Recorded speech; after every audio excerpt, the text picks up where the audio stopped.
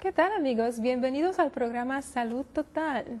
Hoy tenemos con nosotros a Luis Cruz. Luis es licenciado en naturopatía y estará conversando con nosotros acerca de un tema muy interesante que más luego sabremos.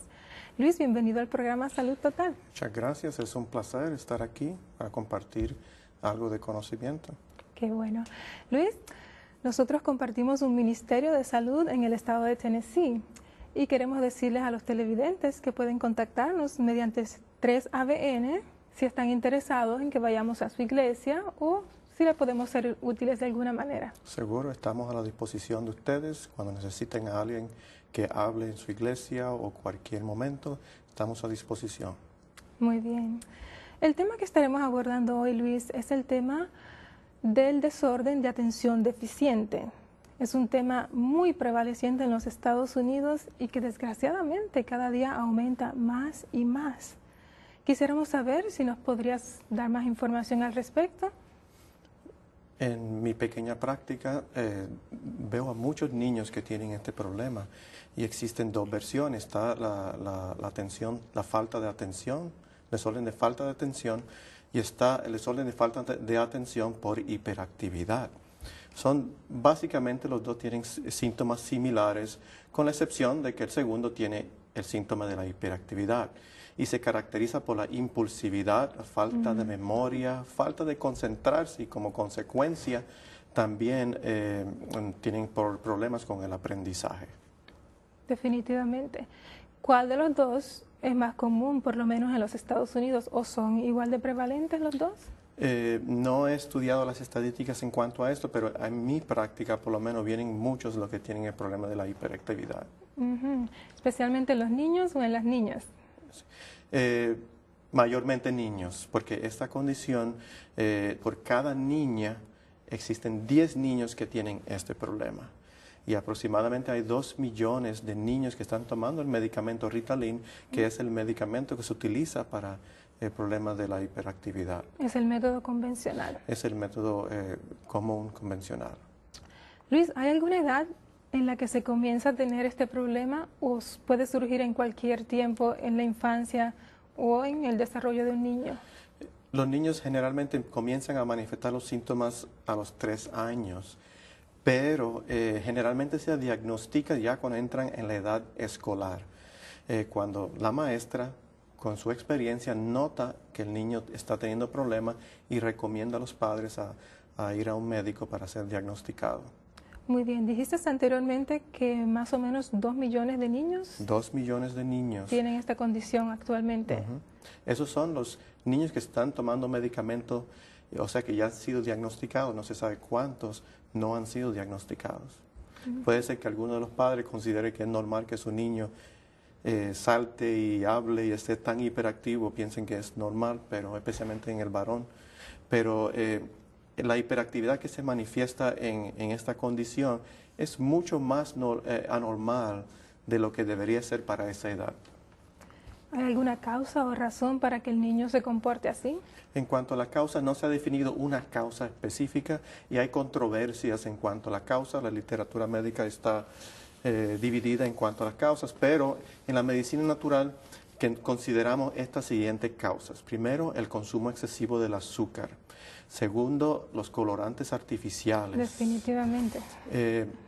Las alergias, que vamos a estar mencionando más adelante, los metales pesados como el plomo, el mercurio, y una deficiencia nutricional. Esas son las causas que nosotros consideramos, inclusive no es solamente los naturistas, sino que se pueden encontrar comprobación, y vamos a estar compartiendo la comprobación científica de que en la literatura médica se encuentra, que indica que estas son causas. Muy bien. O sea, ¿esta información científica se basa en estudios que se han hecho? Sí, se basa en estudios que se han hecho y la literatura médica siempre está dividida. En casi cualquier condición va a haber una división. Como por ejemplo, si queremos estudiar el efecto del colesterol y el consumo del huevo, si tiene alguna relación, sabemos que el huevo tiene 300 miligramos de colesterol. Pues vas a encontrar literatura médica, información científica que dice que el huevo no tiene nada que ver con el colesterol. Vas a encontrar otros estudios que indican que sí, el consumo excesivo de huevos puede aumentar los niveles de colesterol. Así que asimismo también en este problema de la atención deficiente o la falta de atención, desorden de falta de atención y de hiperactividad, vamos a ver los dos estudios, negativos y positivos. Muy bien. ¿Y estos estudios positivos muestran algún efecto de la sucrosa sobre el comportamiento de los niños? Pues recientemente salió en las noticias un estudio indicando de que el azúcar no tiene nada que ver con la hiperactividad y la falta de atención. Y yo he revisado la literatura médica y he visto que hay unos cuantos estudios que indican que no tienen nada que ver, pero también existen muchos positivos. Siempre va a depender de cómo se hace el estudio. Como por ejemplo, un ejemplo es un estudio donde estaban tratando de probar el efecto dañino del azúcar. Pero entonces a los niños que estaban en el control se les dio un placebo y el placebo era un endulzante artificial. Ya veo, ¿podrías explicarme qué es un placebo? Un placebo básicamente es una sustancia supuestamente neutral que se le da al grupo de control y ellos por supuesto no lo saben, es para saber, hacer la comparación del efecto de la sustancia que se está probando, porque muchas veces una persona puede tener una reacción psicológica y pensar que la sustancia le causó una enfermedad. Y por eso se hace lo que llamamos en inglés double blind studies, los estudios donde ninguno de los participantes, ninguno de los grupos saben lo que está tomando. Uno está tomando un placebo, una sustancia neutral que no tiene ningún efecto, y el otro grupo toma la sustancia que se está probando. Y entonces, el problema es que en el endulzante artificial, en muchos niños con el desorden de falta de atención y con hiperactividad han reaccionado con estas sustancias. Por lo tanto, cuando se utiliza un placebo de una sustancia que posiblemente también puede causar reacción, pues el estudio en realidad no va a ser de validez, pero muchas veces utilizan eso y toman conclusiones incorrectas. Otro ejemplo es un estudio donde quisieron probar los colorantes artificiales y como placebo usaron una galleta de chocolate. Pues la galleta de chocolate tiene azúcar, tiene leche y tiene chocolate. Los tres ingredientes han mostrado efectos dañinos sobre un subgrupo de niños que tienen este problema. Y generalmente lo que sucede es que la mente convencional, o sea, nuestra mente tiende a pensar que una sustancia debe causar una enfermedad. Como por ejemplo pensamos en la malaria, un parásito entra a la sangre por el mosquito que pica a la persona y entonces daña los glóbulos rojos, afecta el hígado, eso causa la enfermedad. El virus de la influenza causa el flu. Y pensamos que en las enfermedades crónicas o enfermedades como la falta de atención deficiente o la hiperactividad, sucede lo mismo, pero no es así. Muchas veces hay muchos factores que pueden estar causando una condición o diferentes grupos que pueden estar reaccionando a diferentes sustancias, pero esa sustancia le está causando la misma enfermedad. Existen dos estudios que quisiera usar como un ejemplo. El primer estudio es un grupo de investigadores que básicamente estaban revisando la literatura médica y usaron dos estudios donde se utilizó el chocolate, el azúcar y el colorante artificial individualmente para ver si tenían efectos sobre la hiperactividad. Según la conclusión de esos investigadores, de esos dos estudios, fue negativa. O sea, no vemos ninguna relación con los colorantes artificiales, el azúcar y el chocolate con la hiperactividad. Eso es lo que sucede cuando se prueba una sustancia aislada. Porque puede imaginarse, le quito el azúcar, pero el niño sigue comiendo algún alimento, una dieta totalmente antinatural, donde está llena de cosas que son dañinas para el cuerpo. Ahora, este segundo estudio fue publicado en el Journal de Pediatría en 1989 y fue un estudio más completo y hubo resultados positivos, porque en este estudio se tomaron aproximadamente unos 24 niños que se les puso en una dieta por aproximadamente 10 semanas y en esa dieta se le eliminó el MSG, que es el monosodio de glutamato. que es el monosodio de glutamato, se le eliminó los colorantes, se le eliminó la cafeína, se le eliminó los productos lácteos, se le eliminaron el chocolate. Todas estas sustancias se eliminaron y por supuesto los colorantes, preservativos, aditivos, todo eso se eliminaron de la dieta. Después de 10 semanas, 50% de los niños respondieron al manifestar menos síntomas y menos hiperactividad.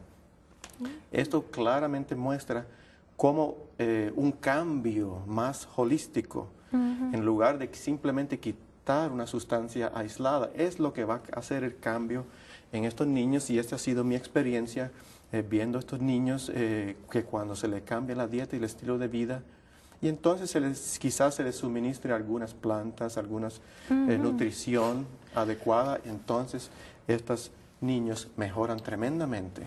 Precisamente te iba a preguntar que, siendo el caso de que hay muchas sustancias que pueden afectar negativamente a estos niños que padecen del desorden, de deficiencia de atención, también deben haber ciertas deficiencias.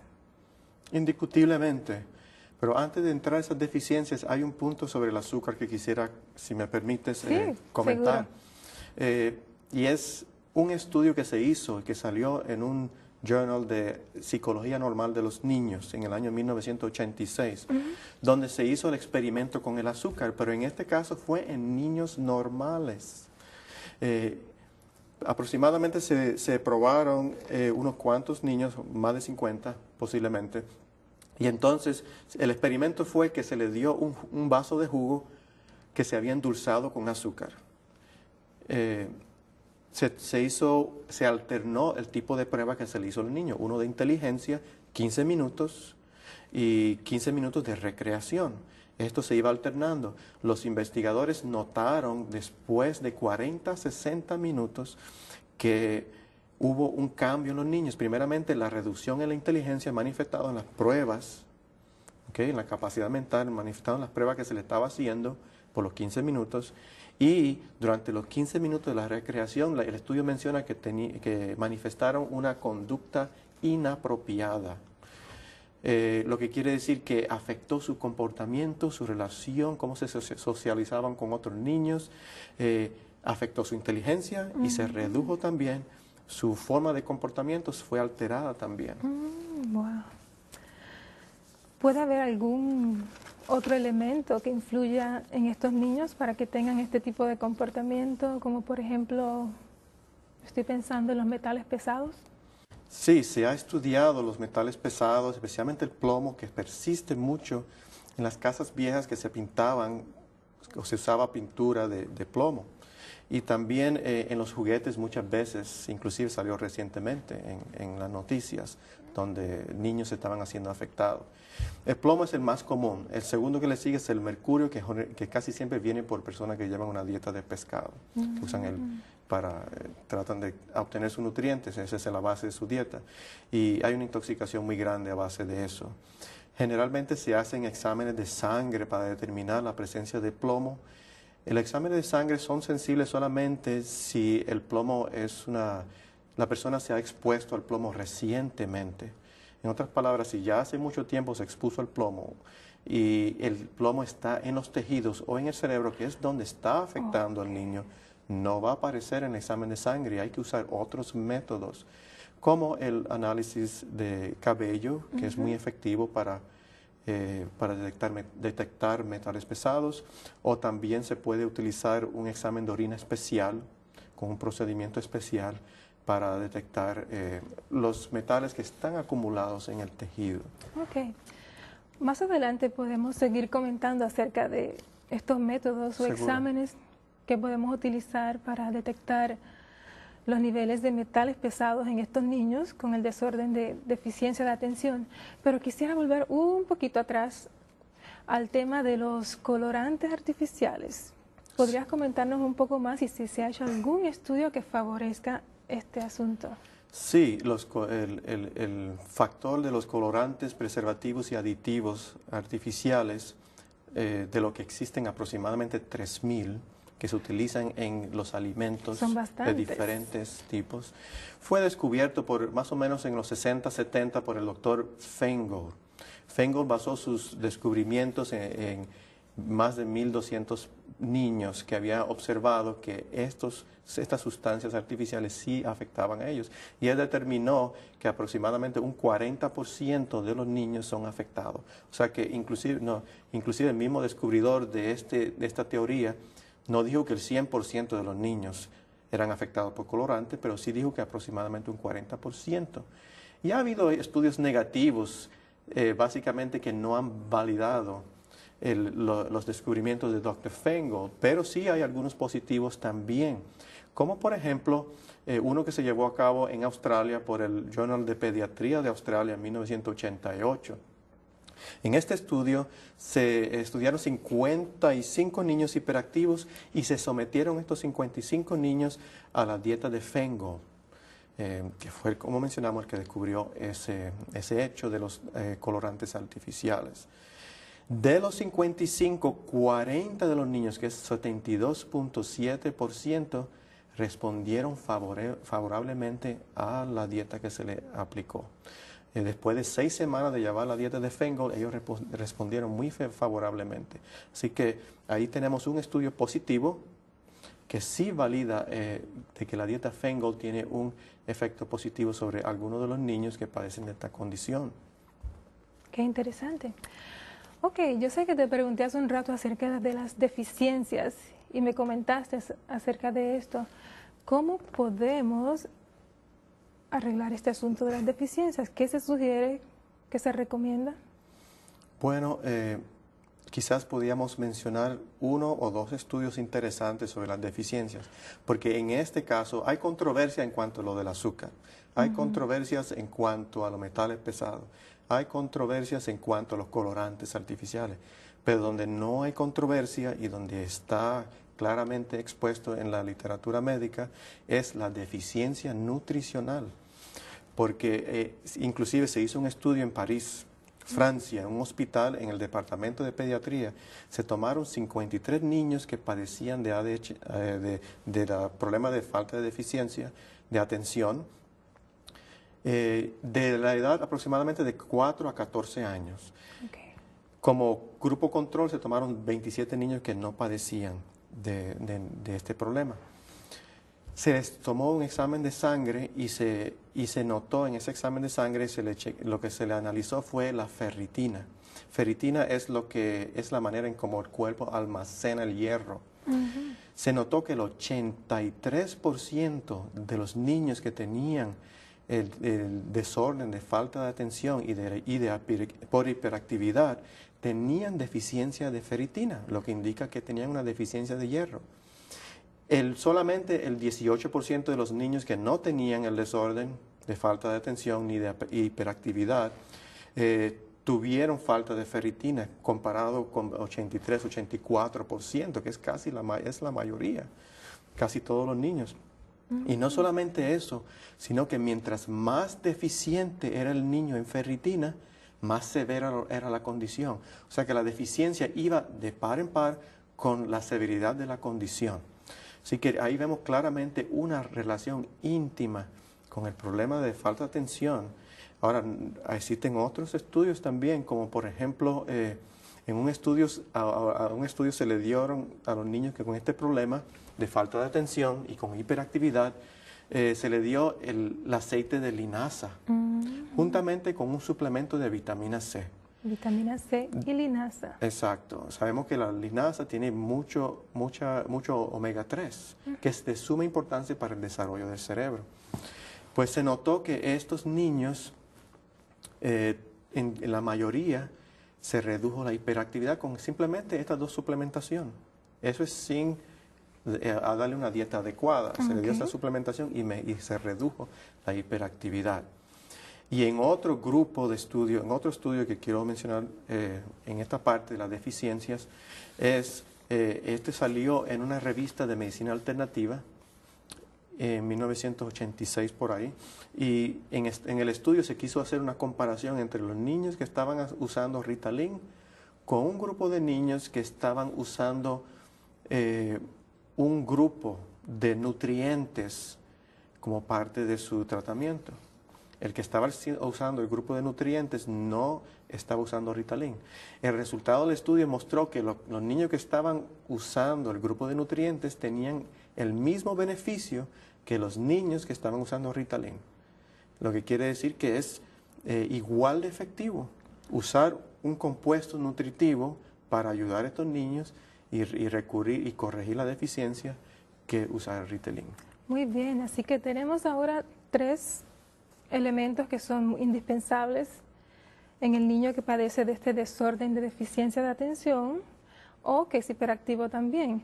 Y es el hierro bajo, la deficiencia de vitamina C y la deficiencia de los aceites esenciales de omega 3.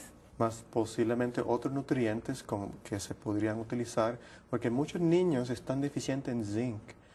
Están muy deficientes en zinc. La mayor parte de los niños que vienen a mi consultorio generalmente no tienen suficiente zinc, tienen infecciones frecuentes, deficiencia de vitamina A, porque lo que comen los niños es azúcar y galletitas y esas cosas pues le hacen mucho daño. Por supuesto. También se recomienda que los niños estén en un ambiente tranquilo, que no sean sometidos a la televisión regular donde se ven y se escuchan programas de violencia. Exacto. Eso también contribuye mucho, creo yo. Indiscutiblemente, un niño que tenga problemas ya deficientes en su atención, en su concentración, en su memoria, se expone a estas cosas, le va a hacer mucho daño. Hacer mucho daño. Por eso recomendamos un ambiente donde el niño pueda recibir la música adecuada, porque se ha comprobado también que la música clásica tiene un efecto beneficioso, o la música religiosa, que no esté, por supuesto, pervertida con la música rock y con otros, que a veces algunas personas las combinan.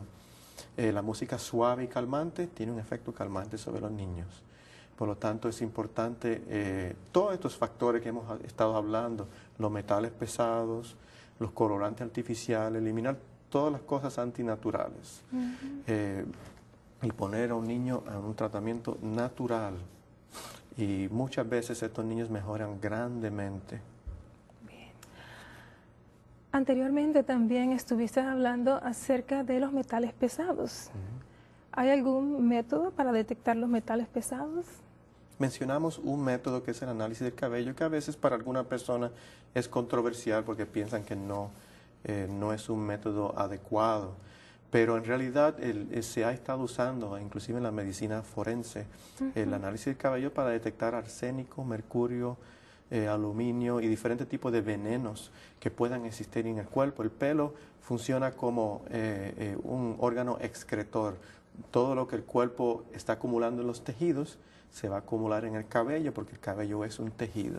Y sin tener que herir el cuerpo, uno podemos coger un pedazo, 2 cucharadas del cabello, enviarlo a un laboratorio que se especializa en estos tipos de exámenes, y generalmente ellos devuelven un reporte y nos indican si hay problemas de acumulación de tóxicos. El otro método que utilizan más los médicos alternativos es el método de suministrar al niño un quelador. Una sustancia queladora es una sustancia que funciona como un imán. Cuando el niño se lo toma, atrae todos los tóxicos de los tejidos para que puedan ser eliminados por la orina. Entonces, el médico alternativo va a medir, va a coger una muestra de orina después de un tiempo de suministrar ese quelador, y entonces va a determinar si esa orina contiene mercurio, contiene plomo, contiene cualquiera de estas sustancias. Ese es otro de los métodos que se utiliza. También se pueden conseguir kits, pequeños sustancias o reagentes que se pueden conseguir en algunas tiendas y algunos en el internet, que se utiliza para medir los químicos en el agua.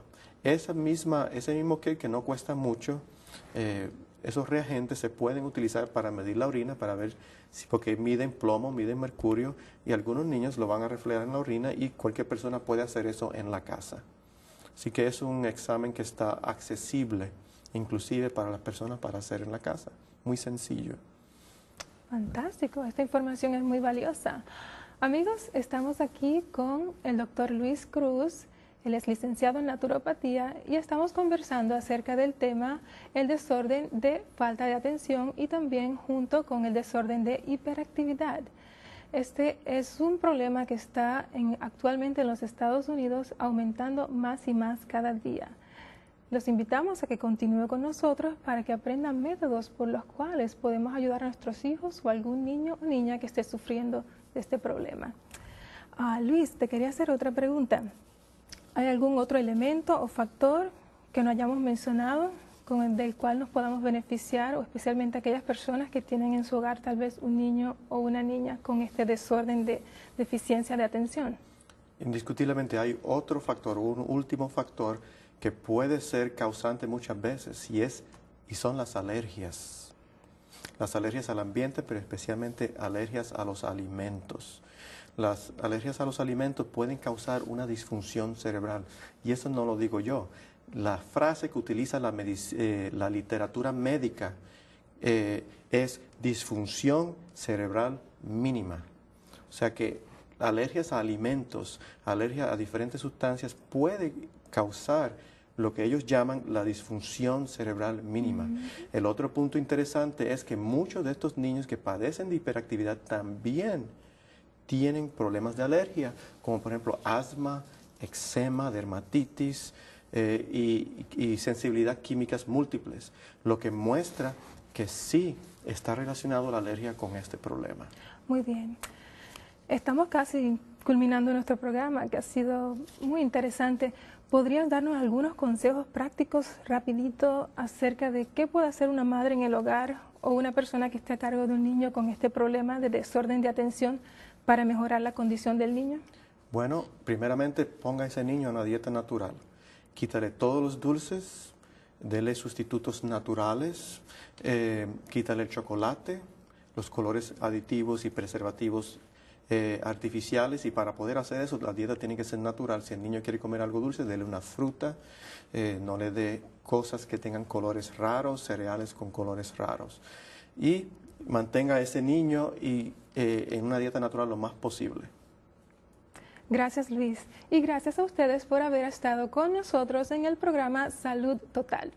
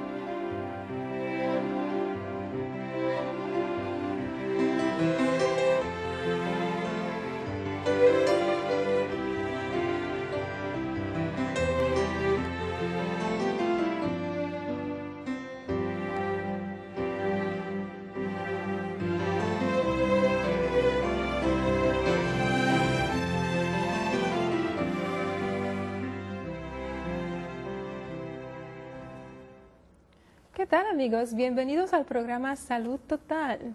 Hoy tenemos con nosotros a Luis Cruz. Luis es licenciado en naturopatía y estará conversando con nosotros acerca de un tema muy interesante que más luego sabremos.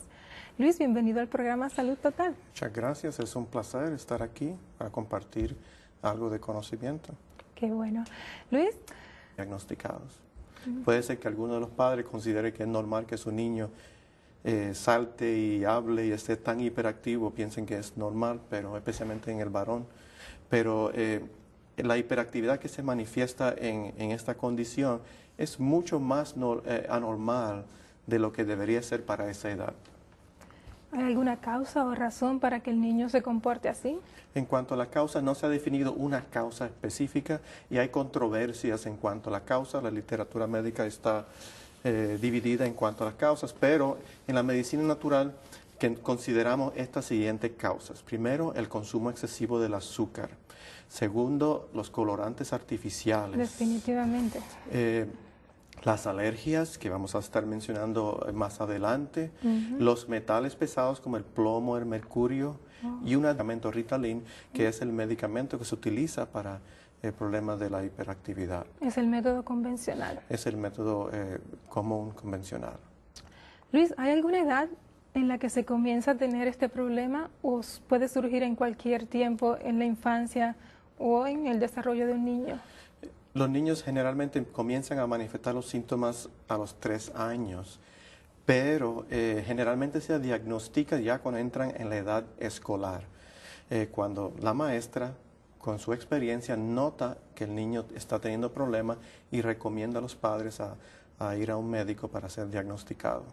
Muy bien, dijiste anteriormente que más o menos 2 millones de niños 2 millones de niños tienen esta condición actualmente.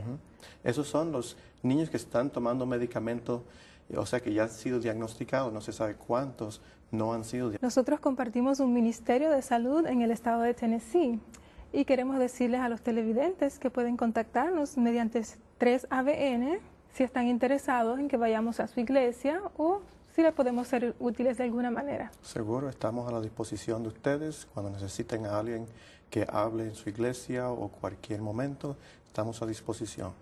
Muy bien. El tema que estaremos abordando hoy, Luis, es el tema del desorden de atención deficiente.